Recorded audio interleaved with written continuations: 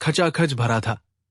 बादशाह अकबर अपने भव्य सिंहासन पर विराजमान थे, लेकिन उनकी निगाहें बार बार बीरबल की ओर जा रही थी। अकबर के चेहरे पर हल्की मुस्कान थी, जो दर्शाती थी कि उनके मन में कोई नई पहेली घूम रही है। बीरबल, जो बादशाह के मन को पढ़ने की कला में माहिर थे, शांत खड़े रहे।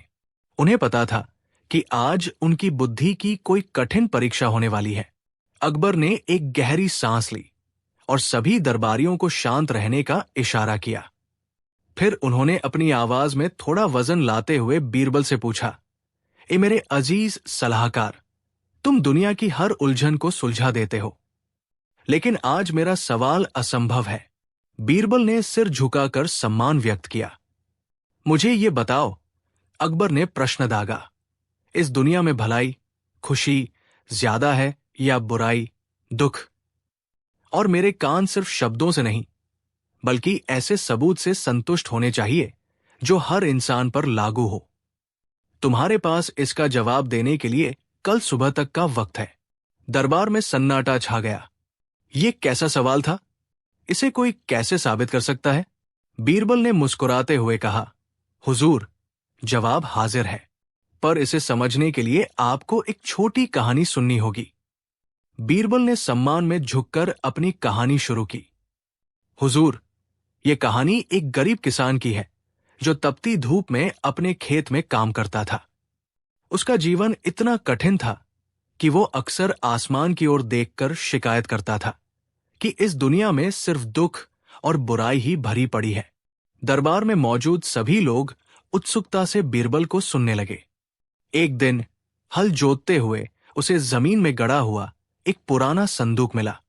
जब उसने उसे खोला तो उसमें एक बेमिसाल हीरा रखा था। ऐसा हीरा जिसकी चमक से उसकी सारी गरीबी दूर हो सकती थी। किसान खुशी से पागल हो गया। उसने सोचा, ये तो साक्षात भलाई है, अब मेरे सारे दुख खत्म। लेकिन जैसे ही उसने उस हीरे को अपनी कमर में बांधा, उसकी खुशी तुरंत डर में बदल गई। उसके मन में आया, अगर किसी को पता चला तो?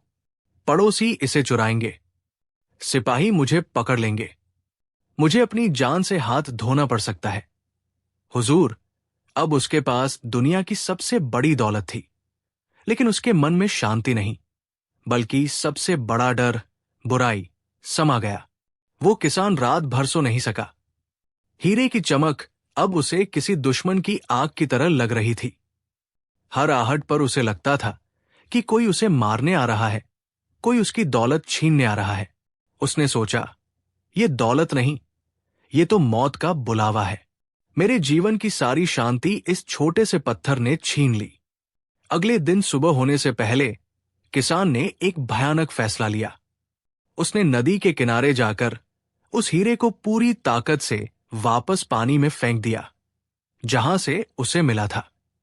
हुजूर, जैसे ही वो हीरा पानी में गिरा, किसान के कंधे से एक भारी बोझ उतर गया। वह फिर गरीब हो गया। उसके पास कुछ नहीं था, लेकिन उसके मन में वो पहली वाली अनमोल शांति लौट आई। अब आप ही बताइए, उस किसान के लिए सबसे बड़ी भलाई क्या थी? वो हीरा या उस हीरे को फेंक कर पाई गई मन की शांति? अकबर आश्चर्यचकित होकर बीरबल की ओर देखने लगे। अकबर ने पल भर के लिए अपनी आंखें बंद कर ली, जैसे वो कहानी के गूढ़ अर्थ को अपने भीतर उतार रहे हों। फिर उन्होंने एक गहरी सांस ली। बीरबल, बादशाह ने धीमी किंतु स्पष्ट आवाज में कहा, तुमने मेरी बुद्धि की परीक्षा को मेरी ही आंखों के सामने खोल कर रख दिया। वह असंभव प्रश्न जिसका उत्तर मैं तुमसे जानना चाहता था कि संसार में सबसे बड़ी भलाई क्या है, वो उस हीरे या पत्थर में नहीं छिपा था, बल्कि उस किसान की इच्छा शक्ति में था, जिसने मन की शांति को भौतिक सुख पर वरीयता दी। तुमने सिद्ध कर दिया कि किसी भी सवाल का जवाब, भले ही वो कितना भी असंभव लगे, अनुभव और त्याग की कसौटी पर परखा जा सकता है। बीरबल ने झुककर सम्मान प्रकट किया। हुजूर, सबसे बड़ी भलाई वही है जो इंसान को स्वतंत्रता देती है। उस किसान के लिए शांति ही सबसे बड़ी आजादी थी। अकबर अब पूरी तरह संतुष्ट थे और उनके चेहरे पर एक विस्तृत मुस्कान फैल गई। उन्होंने तुरंत एक कीमती पुरस्कार बीरबल के लिए मंगवाया। कुछ ही क्षणों में एक शाही सेवक बहुमूल्य जवाहरातों से भरा एक छोटा संदूक लेकर हाजिर हुआ। अकबर ने स्वयं अपने हाथों से वो संदूक बीरबल की ओर बढ़ाते हुए कहा, बीरबल, ये धन तुम्हारे ज्ञान की कीमत नहीं है, क्योंकि सच्चा ज्ञान सदैव अनमोल होता है। ये उस सीख के लिए है जो तुमने मुझे दी। तुमने सिद्ध किया कि बुद्धि का काम केवल असंभव प्रश्नों का उत्तर देना नहीं, बल्कि उन्हें अनुभव और नैतिकता के आधार पर अर्थ देना है। बीरबल ने संदूक स्वीकार किया और विनम्रता से सिर झुकाते हुए कहा, हुजूर का आशीर्वाद ही मेरे लिए सबसे बड़ा पुरस्कार है। कहानी केवल मनोरंजन नहीं, बल्कि वह दर्पण होती है जिसमें हम स्वयं को देख पाते हैं। हर कहानी में एक सत्य छुपा होता है और एक बुद्धिमान शासक उसे पहचानने की क्षमता रखता है। सभा कक्ष में तालियों की गूंज फैल गई। दरबारियों ने एक बार फिर बीरबल की वाक्पटुता और तर्क शक्ति का लोहा माना। अकबर ने राहत की सांस ली। बीरबल ने न केवल परीक्षा पास की थी, बल्कि बादशाह के मन को भी नई दिशा दी थी। अकबर मुस्कराए। उन्होंने अपने चेहरे पर संतुष्टि का भाव लाते हुए कहा, बीरबल, तुम सदा ही मेरे मस्तिष्क को चुनौती देते हो। तुमने सही कहा, सत्य केवल तथ्यों में नहीं, बल्कि कहानियों के सार में भी निहित होता है। अब मेरी अंतिम और सबसे कठिन परीक्षा सुनो। दरबार में गहन शांति छा गई। हर दरबारी की आंखें बीरबल पर टिकी थी। उन्हें पता था कि बादशाह का अगला सवाल साधारण नहीं होगा। अकबर ने अपनी दाढ़ी सहलाई और गंभीर स्वर में पूछा, मुझे ये बताओ, ए मेरे वजीर, संसार की सबसे कीमती वस्तु क्या है, जिसे न खरीदा जा सकता है और न चुराया जा सकता है? ये वस्तु हर इंसान के पास मौजूद होती है, पर इसका मूल्य केवल खोने पर ही पता चलता है। मैं इस प्रश्न का उत्तर एक छोटी शिक्षाप्रद कहानी के रूप में सुनना चाहता हूं। यदि तुम सफल हुए, तभी ये संदूक तुम्हारा हुआ। बीरबल ने एक क्षण सोचा। उनके होठों पर हल्की सी मुस्कान आई। उन्होंने संदूक को एक ओर रखा और कहानी सुनाने के लिए तैयार हो गए। बीरबल ने सम्मानपूर्वक सिर झुकाया और कहानी सुनाना शुरू किया। जहांपनाह, मैं आपके प्रश्न की गहराई को समझता हूं। इसका उत्तर एक ऐसे मूल्यवान खजाने में छिपा है जिसे मनुष्य सबसे सहजता से बर्बाद करता है। यह कहानी है मगध राज्य के एक समृद्ध व्यापारी सुंदरलाल की। सुंदरलाल के पास इतना धन था कि वो सोने के सिक्कों पर सोया करता था, लेकिन वो स्वभाव से आलसी और घमंडी था। उसका मानना था कि धन से वो संसार की हर वस्तु खरीद सकता है, इसलिए उसे किसी भी काम को तुरंत करने की आवश्यकता नहीं है। जब उसके मुनीम उसे व्यापार की एक आवश्यक डील के लिए प्रेरित करते, तो वो मुस्कुराकर कहता, चिंता मत करो, समय अभी बाकी है, कल कर लेंगे। वो अपने जीवन के हर महत्वपूर्ण कार्य को ये सोचकर टालता रहता कि यदि कल समय कम पड़ेगा तो वो धन देकर उसे खरीद लेगा या किसी और से उधार ले लेगा। सुंदरलाल इसी भ्रम में अपनी जवानी और व्यापार की सुनहरी संभावनाएं गंवाता रहा, जब तक कि एक दिन बीरबल यहां रुके और अकबर की ओर देखा। जब तक कि एक दिन प्रकृति ने उसे एक ऐसा पाठ नहीं सिखाया जो दौलत से परे था। एक दिन सुंदरलाल गंभीर रूप से बीमार पड़ गया। वैद्य ने बताया कि अब उसकी आयु क्षीण हो चुकी है और जीवन बचाने के लिए एक अत्यंत दुर्लभ औषधि चाहिए, जिसे हिमालय से लाने और तैयार करने में कम से कम 3 दिन लगेंगे।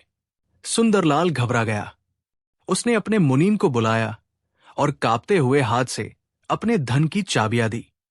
जाओ उस वैद्य के पास, मेरे खजाने की सारी दौलत उसके चरणों में रख दो। उससे कहो, मुझे बस 3 दिन का और समय दे दे, मैं उसे खरीद लूंगा, ब्याज पर ले लूंगा, जो वो मांगेगा वो दे दूंगा।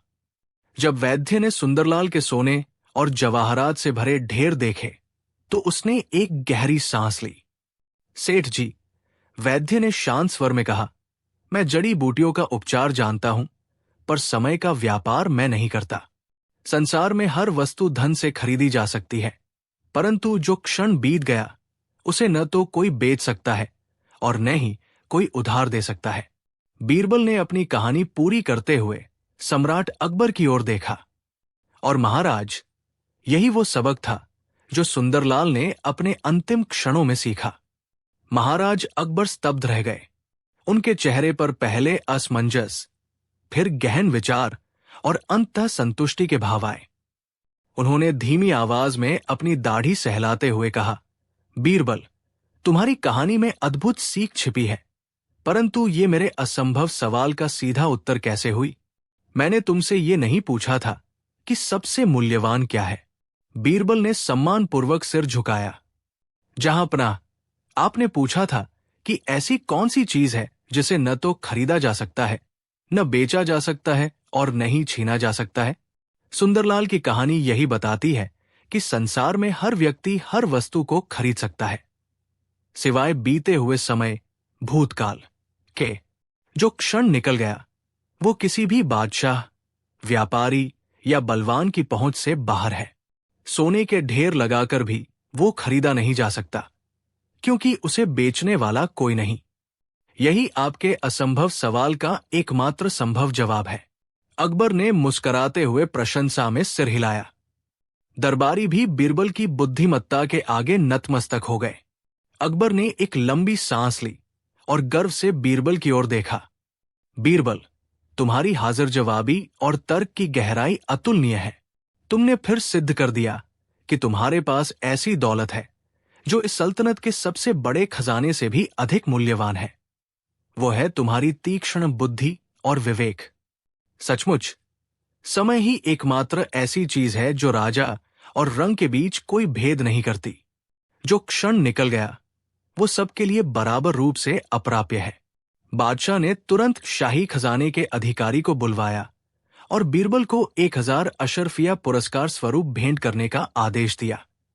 साथ ही उन्होंने भरे दरबार में घोषणा की कि आज से बीता हुआ समय को राज्य की सबसे बड़ी शिक्षा माना जाएगा, जिसे हर नागरिक को याद रखना चाहिए।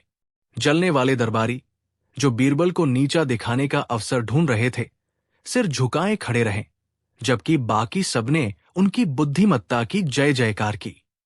कई सप्ताह बीत गए, पर जलने वाले दरबारियों के मन से अपमान की टीस नहीं गई थी। वे मानते थे कि बीरबल ने केवल शब्दों के जाल से बादशाह को मोहित किया है। उन्होंने निश्चय किया कि वे बीरबल को फिर से परीक्षा में डालेंगे, लेकिन इस बार सवाल ऐसा होना चाहिए जिसका जवाब केवल दर्शन या कहानियों से न दिया जा सके। एक दिन दरबारियों के एक समूह ने बादशाह अकबर के कान भरे।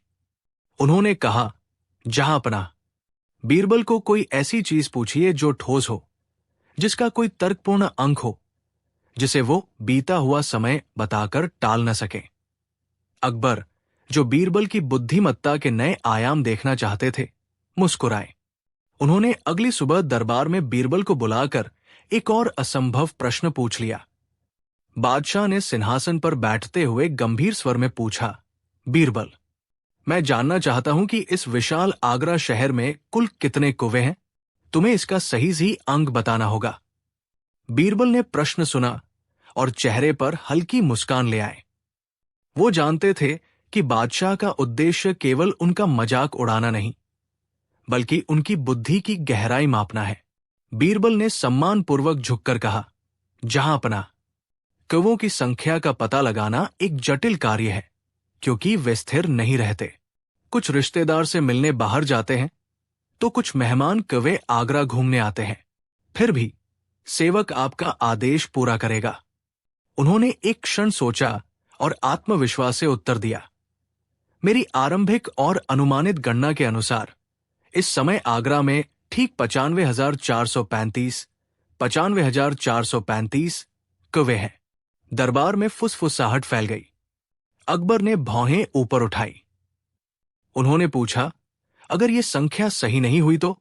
बीरबल ने शांति से जवाब दिया, हुजूर, यदि संख्या इससे कम निकली तो समझिए वे अपने रिश्तेदारों से मिलने शहर से बाहर गए हैं, और यदि अधिक हुई तो वे बाहर से आए मेहमान कौवे हैं जो आगरा की सुंदरता देखने आए हैं। लेकिन इस संख्या की पुष्टि और इस फेरबदल का रहस्य समझाने के लिए मुझे आपको एक कहानी सुनानी होगी। बादशाह अकबर अपनी कुर्सी पर सीधे हो गए। उनके चेहरे पर उत्सुकता थी, साथ ही हल्की सी मुस्कान भी थी। बीरबल, तुम हमेशा सीधी बात को भी टेढ़ी राह से बताते हो। कहानी? ठीक है, सुनाओ। ये रहस्य हम अवश्य सुनना चाहेंगे। बीरबल ने हाथ जोड़कर अदब से आज्ञा ली और बोलना शुरू किया। हुजूर, ये कहानी है एक ज्ञानी मुसाफिर की, जो दुनिया को केवल देखता नहीं था बल्कि महसूस करता था। एक बार वो एक ऐसे राज्य में पहुंचा जहां के राजा को हर चीज गिनने का शौक था। राजा ने उस मुसाफिर से चुनौती भरी आवाज में पूछा, तुम ज्ञानी कहलाते हो, तो बताओ मेरे इस पूरे राज्य में कितने पेड़ हैं? मुसाफिर ने तुरंत जवाब दिया, महाराज, ये सवाल ही गलत है। सवाल ये होना चाहिए कि किस पेड़ को गिनना है, क्योंकि कई पेड़ जड़ से जुड़े हैं, लेकिन कई पेड़ अपनी जड़ों से उखड़कर यात्रा पर निकल चुके हैं। दरबार में सन्नाटा छा गया। राजा ने भौंचक होकर पूछा, तुम्हारा मतलब क्या है? मुसाफिर ने शांत भाव से आगे कहा, महाराज, जो पेड़ धरती से जुड़े हैं, जिनकी जड़ें गहरी हैं, उन्हें गिनना आसान है। वे इस राज्य के स्थायी निवासी हैं, जो हमेशा यही रहेंगे। लेकिन जिन पेड़ों की बात मैं कर रहा हूं, वे प्रतीक हैं। राजा ने उत्सुकता से पूछा, किसके प्रतीक? वे सिपाही, मुसाफिर ने उत्तर दिया, जो आपके आदेश पर दूसरे राज्यों में युद्ध करने गए हैं। वे व्यापारी जो आज रात यहां रुके हैं, पर सुबह दूसरे देश निकल जाएंगे। और वे ज्ञान के विचार जो आज दरबार में गूंज रहे हैं, पर कल प्रजा के मन से विदा हो जाएंगे। ये यात्रा करने वाले पेड़ हैं।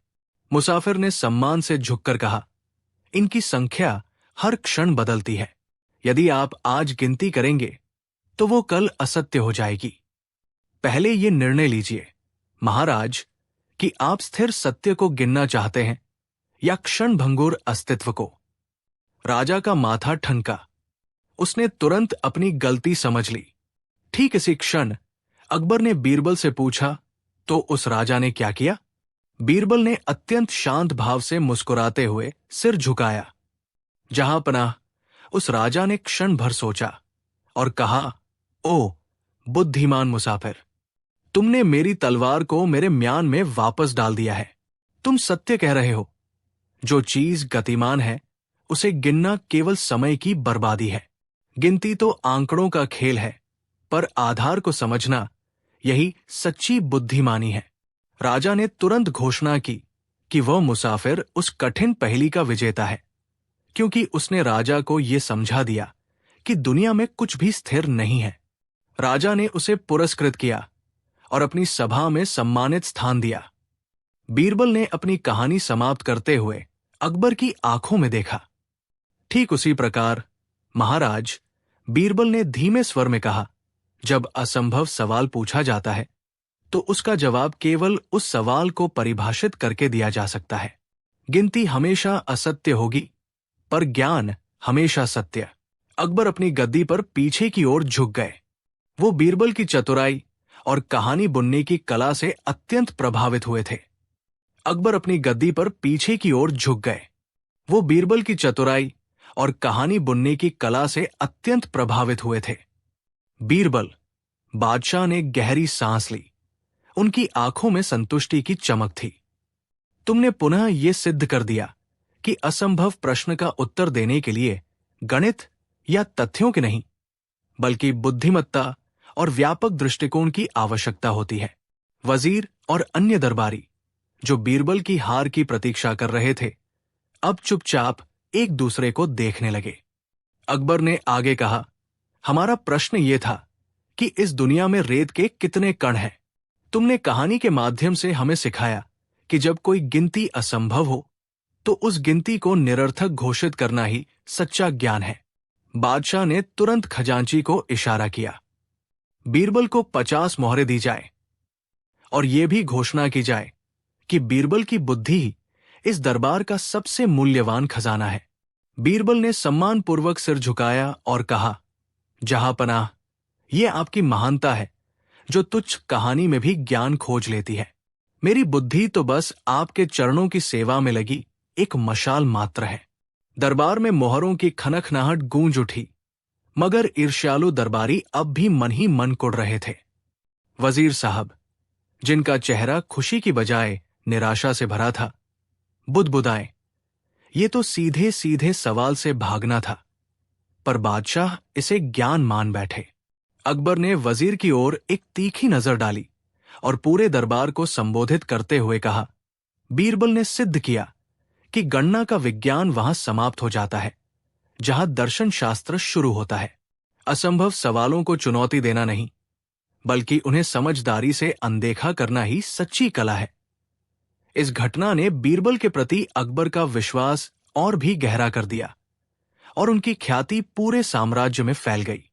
बीरबल की ये अप्रत्याशित सफलता दरबार के कई बुद्धिजीवियों को कड़वी लग रही थी। विशेषकर वजीर, जो स्वयं को ज्ञान और तर्क का संरक्षक मानते थे, इस बात से बेहद कुंठित थे कि एक मामूली कहानी से बीरबल ने बादशाह के सामने अपनी श्रेष्ठता सिद्ध कर दी। अगले दिन जब दरबार स्थगित हुआ तो वजीर के खेमे में ईर्ष्यालु दरबारी जमा हुए। हुजूर, एक दरबारी ने फुसफुसाते हुए कहा, बीरबल की ये कला केवल शब्दों का मायाजाल है। वो मुश्किल प्रश्नों को कहानी के चादर से ढक देते हैं। ये तर्क नहीं, बल्कि छल है। वजीर ने अपनी मूंछों पर ताव दिया। ठीक कहा, अब हमें ऐसा प्रश्न खोजना होगा जिसका जवाब कहानी से नहीं, ठोस प्रमाण से देना अनिवार्य हो। कुछ ऐसा जहां उनकी चतुराई काम न आए और उन्हें अपनी असफलता स्वीकार करनी पड़े। उनकी आंखों में बीरबल को नीचा दिखाने का संकल्प धधक रहा था। उन्होंने मिलकर एक नई चुनौती तैयार करने की योजना बनाई, जो पिछली चुनौती से कहीं अधिक कठिन और प्रत्यक्ष हो। अगले दिन वजीर और उनके साथी पूरी तैयारी के साथ दरबार में पहुंचे। वजीर ने आत्मविश्वास के साथ बादशाह अकबर के सामने प्रस्ताव रखा, जहांपनाह, हमने बीरबल के लिए एक ऐसा प्रश्न तैयार किया है जिसका उत्तर उन्हें केवल तर्क और ठोस प्रमाण से ही देना होगा, कोई कहानी या कविता नहीं। अकबर ने उत्सुकता से पूछा, जल्दी बताओ, वो क्या है? वजीर ने धीमी, रहस्यमयी आवाज में कहा, बादशाह सलामत, हम जानना चाहते हैं कि इस धरती पर हवा का कुल वजन कितना है, और मैं बीरबल से आग्रह करता हूं कि वो हमें किलोग्राम में सटीक माप दे, न कि कोई मनगढ़ंत किस्सा सुनाए। पूरा दरबार अचानक शांत हो गया। ये सवाल असंभव था। हवा को किसी तराजू पर तोला नहीं जा सकता था। ये बीरबल की बुद्धि के लिए एक अभूतपूर्व चुनौती थी, जहां हर रास्ता बंद नजर आ रहा था। अकबर ने बीरबल की ओर देखा, जिनके चेहरे पर हमेशा की तरह एक शांत मुस्कान थी। बीरबल ने अदब से झुककर चुनौती स्वीकार की। जहांपनाह, मुझे थोड़ा समय चाहिए। मैं जल्द ही हवा का सही वजन आपके सामने प्रस्तुत करूंगा। अगले ही दिन सभा फिर से लगी। सभी दरबारी उत्सुक थे कि बीरबल इस असंभव समस्या का हल कैसे निकालेंगे। अकबर सिंहासन पर बैठे थे। उनकी आंखें सीधे बीरबल पर टिकी थी। कुछ ही देर में बीरबल हाजिर हुए। उनके हाथ में कोई तराजू या वैज्ञानिक उपकरण नहीं था, बल्कि एक साधारण सा पुराना बंद मटका था।